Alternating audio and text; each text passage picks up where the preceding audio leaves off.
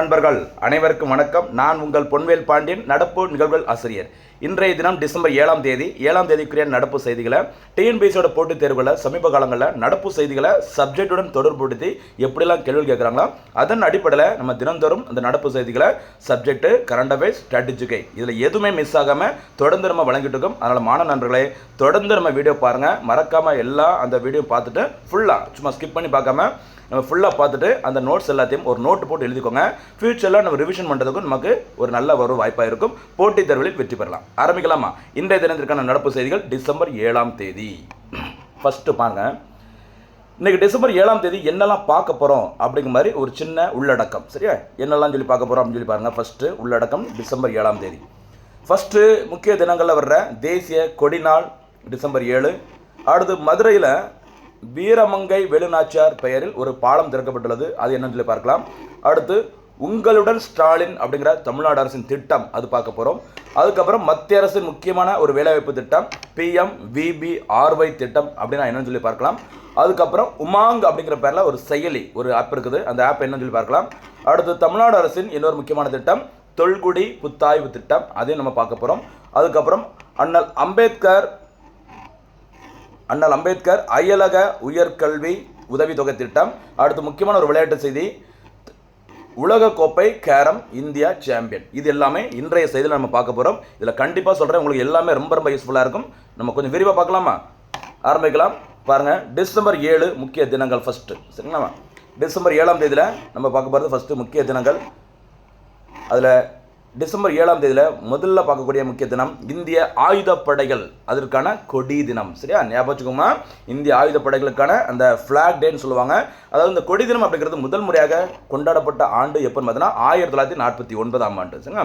1949ஆம் ஆண்டு முதல் தான் இந்த ஆயுதப்படைகளுக்கான கொடி தினம் கடைபிடிக்கப்படுகிறது. இந்த தினத்தில் பார்த்தீங்கன்னா ஒரு நிதி மாதிரி கலெக்ட் பண்ணுவாங்க. சரி, ஒரு ஸ்டாம்ப் மாதிரி கொடுப்பாங்களா, பார்த்துருப்பீங்கன்னு நினைக்கிறேன்.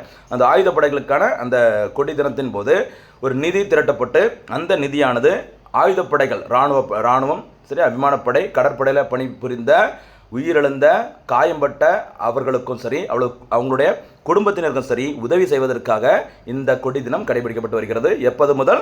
1949ஆம் ஆண்டு முதல். 49னா என்னெல்லாம் ஞாபகம் வரணும்? இந்திய ரிசர்வ் வங்கி தேசியமயமாக்கப்பட்டது. அதுக்கப்புறம் பேங்கிங் ரெகுலேஷன் ஆக்ட், வங்கி ஒழுங்குமுறை சட்டம். சரியா? இப்படி நிறைய விஷயங்கள் இருக்குது, கவனமாக இருங்க. சரியாம்மா?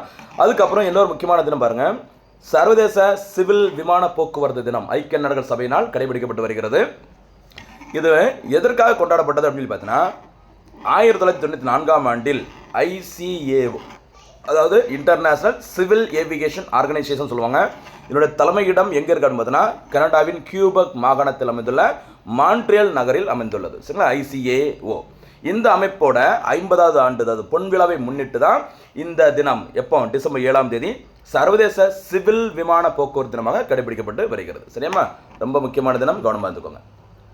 அதே மாதிரி இந்த தினம் அதிகாரப்பூர்வமாக எப்போது அறிவிக்கப்பட்டது அப்படின்னு பார்த்தீங்கன்னா 1996. அதே மறக்கக்கூடாது. இதுதாம்மா டிசம்பர் 7ஆம் தேதிக்குரிய முக்கிய தினங்கள். இப்போ நம்ம பார்க்க போகிறது செய்தித்தாள்களில் இடம்பெற்ற முக்கியமான திட்டங்கள், எல்லா செய்திகளும் நம்ம பார்க்கலாம். சரிங்களா? ஃபஸ்ட்டு பார்க்கக்கூடியது ஒரு சூப்பரான ஒரு திட்டம் பாருங்கள். தொடர்ந்து நியூஸ் பேப்பரில் இந்த திட்டம் வந்துகிட்டே இருக்கு பாருங்கள். உங்களுடன் ஸ்டாலின் திட்டம். சரியா? உங்களுடன் ஸ்டாலின் திட்டம் தொடங்கப்பட்ட நாள் ஜூலை 15, 2025 தொடங்கப்பட்டது. இந்த திட்டத்தின் முக்கியமான நோக்கம் என்னன்னு பார்த்தீங்கன்னா தமிழக அரசின் சேவைகளை பொதுமக்களுக்கு மிக விரைவாகவும் எளிதாகவும் வெளிப்படைத்தன்மையுடன் கொண்டு சேர்க்க வேண்டும். சரிங்களா? அரசின் சார்பில் என்னென்ன சேவைகள் இருக்குதோ எல்லாமே பொதுமக்களுக்கு நேரடியாக சீக்கிரமாக வெளிப்படைத்தன்மையுடன் கிடைக்க வேண்டும். அதற்காக தான் இந்த உங்களுடன் ஸ்டாலின் அப்படிங்கிற திட்டம் எப்போ தொடங்கியிருக்கிறாங்க? பெருந்தலைவர் காமராஜரின் பிறந்தநாள் ஜூலை 15, கல்வி வளர்ச்சி தினம் ஜூலை 15, அன்றைய தினத்தில் தான் இந்த திட்டம் தொடங்கியிருக்கிறாங்க. சரிங்களா? இது தவிர ஜூலை 15, 2023ஆம் ஆண்டு கண்டிப்பாக உங்களுக்கு தெரிஞ்சிருக்கும், மதுரையில் கலைஞர் நூற்றாண்டு நூலகம் திறக்கப்பட்டது, மறக்கக்கூடாது. சரியாம்மா? ஓகே. இந்த திட்டத்தின் மூலம், உங்களுடன் ஸ்டாலின் திட்டத்தின் மூலமாக தமிழ்நாடு முழுவதும் ஜூலை 15, 2025 முதல் நவம்பர் 2025 வரை 10,000 சிறப்பு முகாம்கள் நடத்தப்படும், அந்த பொதுமக்களின் குறைகளை சரி செய்வதற்கு. சரிங்களா? இதற்காக என்ன செய்கிறாங்க அப்படிங்கிறத கூடுதல் செய்தியை பாருங்கம்மா.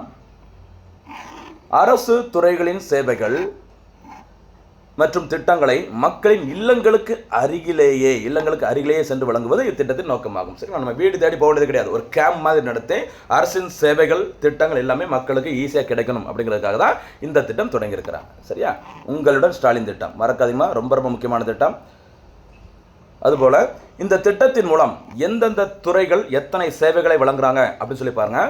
இந்த உங்களுடன் ஸ்டாலின் திட்டத்தின் மூலம் நகர்ப்புறங்களில் நகர்ப்புறங்களில் நடக்கும் முகாம்களில் 13 துறைகள் மூலம் 43 சேவைகள் வழங்கப்படுகிறது. சரியா, அர்பன் ஏரியாவில் 13 துறைகள், அதன் மூலம் 43 சேவைகள் வழங்கப்படுகிறது. அதே மாதிரி கிராமங்களில் ஊரக பகுதியில் பார்த்தீங்கன்னா அங்கே நடக்கிற முகாம்களில் 15 துறைகள் கலந்து கொள்ளும், அதன் மூலம் அவர்களுக்கு 46 வகையான சேவைகள் வழங்கப்படும். இந்த முகாம்கள் தினம்தோறும் பார்த்தீங்கன்னா காலை 9 மணியிலிருந்து பிற்பகல் 3 மணி வரை அந்த அரசு வேலை நாட்களில் நடத்தப்படும் சொல்லியிருக்கிறாங்க. இப்படி இந்த முகாம்களில் மக்களால் வழங்கப்பட்ட அந்த மனுக்கள் மீதான தீர்வானது 45 நாட்களுக்குள் நடவடிக்கை எடுக்கப்படும் சொல்லியிருக்கிறாங்க. சரி, ஒரு திட்டங்கள் குறித்து எனக்கு இது தேவை இருக்குது அப்படின்னு சொல்லிட்டு பொதுமக்கள் ஒரு மனுக்களை கொடுத்தாங்க அப்படின்னா அந்த மனுக்களுக்கான தீர்வு நடவடிக்கை எத்தனை நாட்களுக்குள்ள 45 நாட்களுக்குள் நடத்தப்படும் சொல்லியிருக்கிறாங்க. இதம்மா உங்களுடன் ஸ்டாலின் திட்டம் ஜூலை 15, 2025 தொடங்கப்பட்டது. தமிழக அரசின் திட்டங்களை மக்களிடம் வெளிப்படைத்தன்மையுடன் நேரடியாக கொண்டு சேர்ப்பதற்காக நடத்தப்படும் ஒரு முகாம், அதுதான் உங்களுடன் ஸ்டாலின் திட்டம். சரியாமா? அடுத்து பாருங்கள், இன்னொரு முக்கியமான திட்டம், இன்றைக்கி நியூஸ் பேப்பரில் வந்த ஒரு திட்டம் பாருங்கள். பெருசாக அட்வர்டைஸ்மெண்ட் மாதிரி போட்டிருந்தாங்க மத்திய அரசின் சார்பில். அதாவது எந்த ஒரு அரசின் திட்டம், அது ஸ்டேட் கவர்மெண்ட்டாக இருக்கலாம், சென்ட்ரல் கவர்மெண்ட்டாக இருக்கட்டும், எதுவாக இருக்கட்டும், ஒரு அட்வர்டைஸ்மெண்ட் மாதிரி போட்டு அதை வந்துட்டு செய்தித்தாள் வந்தது அப்படின்னா அந்த திட்டங்களுக்கு நல்லா ஃபோக்கஸ் பண்ணுங்கள். பெரும்பாலும் தேர்வுகளில் கேட்பாங்க. சரியா? சரி, திட்டத்தோட பேர் பாருங்கள், பிரதான் மந்திரி விக்ஷித் பாரத் ரோஜ்கர் யோஜனா, ஷார்ட்டா PMVBRY. சரியா, விக்ஷித் பாரத்னா வளர்ந்த பாரத்னு சொல்லுவாங்கல்ல. இந்த திட்டமானது பிரதமர் நரேந்திர மோடி அவர்கள் 2025ஆம் ஆண்டு உரையாற்றிய அந்த சுதந்திர தின உரையில் அறிவிக்கப்பட்டது. சரிங்களா, சுதந்திர தின உரையில் அறிவிக்கப்பட்ட பிறகு இந்த பிரதான் மந்திரி விக்ஷித் பாரத் ரோஜ்கர் யோஜனா திட்டமானது ஆகஸ்ட் 18, 2025 முதல் நடைமுறைக்கு வந்தது. சரி, நம்ம ஆகஸ்ட் 15 அன்னைக்கு சுதந்திர தின உரையில் நரேந்திர மோடி அவர்கள் அறிவிக்கிறாங்க இந்த திட்டத்தை. அதுக்கப்புறம் இந்த கேம் இன்டு எஃபெக்ட் ஃப்ரம் சொல்லுவாங்கள்ல, அந்த மாதிரி நடைமுறைக்கு வந்தது ஆகஸ்ட் 18. சரிங்களா? சரி, என்ன நன்மை அப்படிங்கிறத கொஞ்சம் பாருங்கள். இந்த திட்டத்தின் மூலம் தனியார் துறையில் முதல் முறையாக வேலைக்கு சேர்பவர்களுக்கும் முதலாளிகளுக்கும் ஊக்கத்தொகை வழங்கப்படுகிறது. அதாவது ஒரு தனியார் நிறுவனத்தில் ஃபஸ்ட் டைம் யார் வேலைக்கு போகிறாங்களோ அவங்களையும் ஊக்கப்படுத்துகிற மாதிரி ஒரு நிதி உதவியை மத்திய அரசு கொடுக்குறாங்க.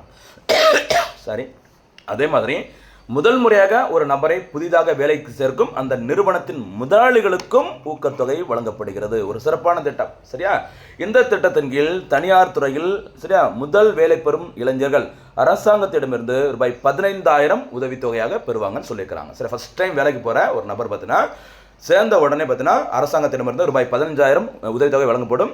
உடனே மொத்தமாக கொடுக்க மாட்டாங்க, 6 மாதங்களுக்கு ஒரு முறை. சரியா, 7,500 அப்படின்னு சொல்லிட்டு 2 தவணைகளில் இது வழங்கப்படும் வேலைக்கு போகிற இளைஞர்களுக்கு. சரியா, அதே மாதிரி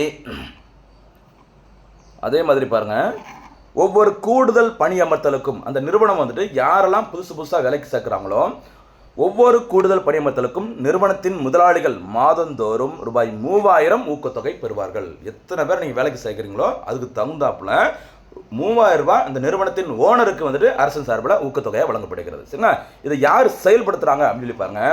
மத்திய தொழிலாளர் வேலைவாய்ப்பு அமைச்சகம் மற்றும் EPFO ஆகியவை இணைந்து இதை வந்துட்டு செயல்படுத்துகிறாங்க. சரிங்களா, சரி, இந்த திட்டம் செயல்படும் காலம் என்னன்னு சொல்லி பாருங்க. இந்த திட்டம் செயல்படும் காலம் ஆகஸ்ட் 1, 2025 முதல் ஜூலை 31, 2027 வரை இந்த திட்டம் செயல்பாட்டில் இருக்கும். இந்த கேப்புக்குள்ளே தான் அந்த ஊக்கத்தொகைகள்லாம் வழங்கப்படும் சொல்லியிருக்கிறாங்க. மொத்தத்தில் வேலைக்கு புதுசாக போகிறவங்களுக்கும் சரி, புதுசாக வேலைக்கு சேர்க்குற ஓனருக்கு, அந்த நிறுவனத்தின் ஓனருக்கும் சரி, மத்திய அரசானது ஒரு ஊக்கத்தொகை கொடுக்குறாங்க. அதுதான் இந்த திட்டம். என்ன திட்டமா? இன்னொரு வாட்டி பாருங்கள், பிரதான் மந்திரி விக்ஷித் பாரத் ரோஜ்கர் யோஜனா திட்டம். ரொம்ப ரொம்ப முக்கியமான திட்டம். 2025 சுதந்திர தின உரையில் அறிவிக்கப்பட்டது. நடைமுறைக்கு வந்தது இந்த திட்டம் ஆகஸ்ட் 18. மறக்காதீங்க. சரியா, அடுத்தபடியாக இன்னொரு முக்கியமான ஒரு திட்டம் பாருங்கள், நியூஸ் பேப்பரில் வந்துக்கிட்டே இருக்குது பாருங்கள், தொல்குடி புத்தாய்வு திட்டம். சரி, அந்த பழங்குடி மக்களுக்காக தமிழ்நாடு அரசு நிறைய திட்டங்களை செயல்படுத்திட்டு இருக்கிறாங்க. அதில் ஒரு முக்கியமான திட்டத்தை பற்றி நம்ம இப்போ பார்க்கலாம். பாருங்கள், இந்த திட்டம் தொல்குடி புத்தாய்வு திட்டம் தொடங்கப்பட்ட நாள் நவம்பர் 5, 2024. சரிங்களா, நவம்பர் 15 பழங்குடியினர் கௌரவ தினம். சரியா, இதில் ஒரு போனஸ் கேள்வி வைக்கலாமா? நவம்பர் 15 பழங்குடியினர் கௌரவ தினம் அல்லது ஜன்ஜாதியா கௌரவ் திவாஸ் சொல்லுவாங்க. சரியா, இந்த தினமானது யாருடைய பிறந்த நாளில் கொண்டாடப்படுகிறது? மறக்காம போனஸ் கேள்வியை பதில சொல்லுங்க. சரிங்களா, ஓகே. பாருங்க, இந்தியாவிலேயே முதல் முறையாக பழங்குடியினர் வாழ்வியல், கலை, மொழி, கைவினைக்கலை, பாரம்பரியம் ஆகியவை குறித்த ஆராய்ச்சிகளை மேற்கொள்ள தொல்குடி புத்தாய்வு திட்டம் செயல்படுத்தப்பட்டு வருகிறது. அதன்படி இளநிலை, முதுநிலை, முனைவர் ஆராய்ச்சி படிப்புக்காக 70 மாணவர்கள் தேர்வு செய்யப்பட்டுள்ளனர். சரிங்களா, அது யூஜியாக இருக்கலாம், பிஜியாக இருக்கலாம், இல்லைன்னா முனைவர் பட்டம், சரி, பிஹெச்டியாக இருக்கலாம். இதில் இருக்கிற ஒரு 70 மாணவர்கள் தேர்வு செய்யப்பட்டு அவங்களுக்கு வந்து என்ன ஒரு வருமான வரம்பு கொடுத்துருக்காங்க அப்படின்னு பார்த்தீங்கன்னா, அவங்களுக்கு ஆண்டிற்கு 8 லட்சம் ரூபாய்க்கு குறைவாக வருமானம் இருக்க வேண்டும் சொல்லியிருக்கிறாங்க.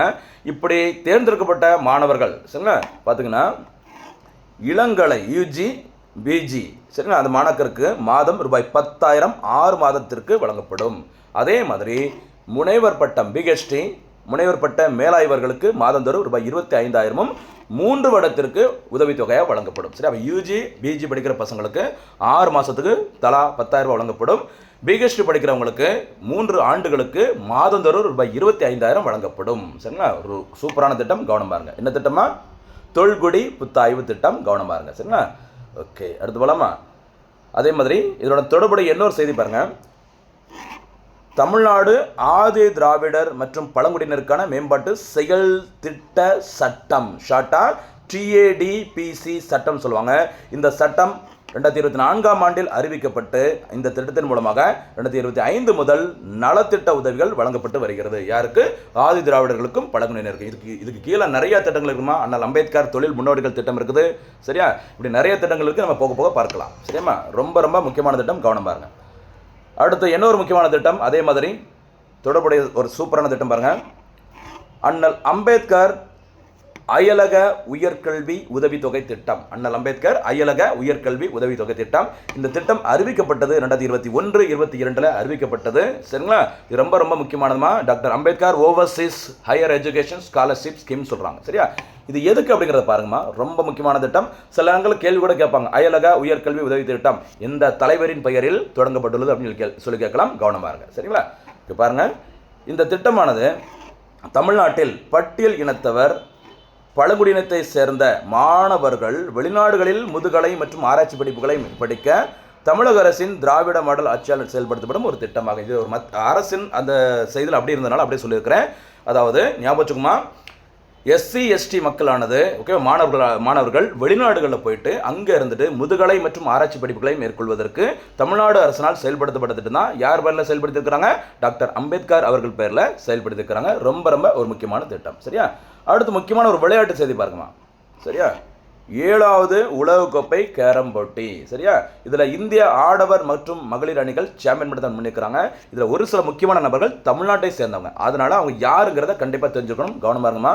7வது உலகக்கோப்பை கேரம் போட்டியானது அதில் இந்திய அணி சாம்பியன் பட்டம் முன்னிக்கிறாங்க. இந்த போட்டி நடைபெற்ற இடம் மாலத்தீவின் தலைநகரமான மாலேவில் இந்த போட்டி நடைபெற்றது. சரிங்களா, இந்த போட்டியில் இந்திய அணி ஆடவர் மற்றும் மகளிர் பிரிவில் சாம்பியன் பட்டத்தை வென்று அசத்திருக்கிறாங்க. மகளிர் அணிகள் பிரிவில் தமிழக வீராங்கனைகள், அதுதான் முக்கியம், கவனமாக இருங்க. சரிங்களா, மகளிர் தமிழக வீராங்கனைகள் கீர்த்தனா, மித்ரா, சரிங்களா, காசிமா, மராட்டிய வீராங்கனை காஜல் குமாரி ஆகியோர் அடங்கிய இந்திய அணி சாம்பியன் பட்டத்தை முன்னிக்கிறாங்க. அப்போ மகளிர் அணியில் நிறைய பேர் யார் தான்? தமிழ்நாட்டை சேர்ந்தவங்க. இந்த பேரை கொடுத்துட்டு எந்த விளையாட்டுடன் தொடர்புடையவர் அப்படின்னு சொல்லி கேட்கலாம். கவனமாக இருங்க. சரிங்களா, அதே மாதிரி அது அணிகள் பிரிவில், அதே மாதிரி ஒற்றையர் பிரிவில் சரிங்களா சிங்கிள்ஸ் கேட்டகரியில் பார்க்கும்போது தமிழ்நாட்டை சேர்ந்த கீர்த்தனா அவர்கள் உலக சாம்பியன் பட்டத்தை வின் பண்ணி ஒரு சூப்பரான சாதனையை செஞ்சிருக்கிறாங்க. சரிங்களா, இரட்டையர் பிரிவில் கீர்த்தனா, காஜல் குமாரி ஆகியோர் பட்டம் வின் பண்ணியிருக்கிறாங்க. அதே மாதிரி ஆடவர் ஸ்விஸ் லீக் பிரிவில் தமிழ்நாட்டை சேர்ந்த அப்துல் ஆசிஃப் அவர்கள் பட்டம் வின் பண்ணியிருக்கிறாங்க. இதுதாம்மா சமீபத்தில் கேரம் போட்டியில் தமிழ்நாடு இந்திய அணி படைத்த ஒரு சாதனை. சரிங்களா, நிறைய விஷயங்களில் தமிழ்நாட்டை சேர்ந்தவங்க கூகேஷ்ல இருந்து சரிங்களா இப்போ நம்ம பார்த்த கீர்த்தனா, அதுக்கப்புறம் பார்த்தீங்கன்னா கண்ணகி நகர் கார்த்திகா கபடி வீராங்கனை, இப்படி நிறைய பேர் சூப்பராக சாதனை படைச்சிருக்கிறாங்க. அதனால் விளையாட்டுத்துறைக்கு கொஞ்சம் முக்கியத்துவம் கொடுத்து பாருங்க. எல்லாமே ரொம்ப ரொம்ப முக்கியமான செய்திகள், கவனம் பாருங்க. ஏன்னா தற்போது தமிழ்நாட்டின் இளைஞர் நலன் மற்றும் விளையாட்டுத்துறை அமைச்சராக இருப்பவர் யாருமா? உதயநிதி ஸ்டாலின் அவர்கள். அதனால் அவரோட பேரில் என்னென்ன சாதனை படைச்சிருக்கிறாங்க அப்படிங்கிறத தெரிஞ்சுக்கிட்டீங்கன்னா ரொம்ப ரொம்ப சிறப்பாக இருக்கும். சரிங்களா, அடுத்ததாக இன்றைய தினத்திற்கான சூப்பர் 6 கேள்விகள். முதல் சூப்பர் 6 கேள்வி பாருங்கம்மா. உங்களுடன் ஸ்டாலின் திட்டம் எப்போது தொடங்கப்பட்டது? சரிங்களா, இது ஃபர்ஸ்ட் கேள்வி. இரண்டாவது சூப்பர் 6 கேள்வி, PMVBRY திட்டம் எப்போது முதல் நடைமுறைக்கு வந்தது? சரியா, அறிவிக்கப்பட்டது வேற, நடைமுறைக்கு வந்தது வேற. நம்பர் 3, தமிழக அரசின் தொல்குடி புத்தாய்வு திட்டம் எப்போது தொடங்கப்பட்டது? நான்காவது சூப்பர் 6 கேள்வி, உமாங் செயலி எதனுடன் தொடர்புடையது? என்ன பயன்பாடு அப்படிங்கிறத சொல்லுங்க. அடுத்து தேசிய கொடி நாள் எப்போது கடைபிடிக்கப்படுகிறது? அதே மாதிரி 6வது சூப்பர் சிக்ஸ் கேள்வி, வீரமங்கை வேலுநாச்சியார் மேம்பாலம் எங்கு திறக்கப்பட்டுள்ளது? இதுதாம்மா இந்த தினத்திற்கான சூப்பர் சிக்ஸ் கேள்விகள். போனஸ் கேள்விகளுக்கும் இறுதியாக கேட்ட நம்ம சூப்பர் சிக்ஸ் கேள்விகளுக்கும் சிறப்பான முறையில் பதில் சொல்லுங்கள். கண்டிப்பாக வரும் போட்டித் தேர்வுகளை நம்ம வெற்றி பெறுவது உறுதி. அதற்கான எல்லா முயற்சியும் நான் பண்ணிட்டு இருக்கேன். நீங்கள் சிம்பிளாக செய்ய வேண்டியதை தொடர்ந்து ஃபாலோ பண்ணுங்கள், சப்போர்ட் பண்ணுங்கள். மீண்டும் சந்திக்கலாம். நன்றி, வணக்கம்.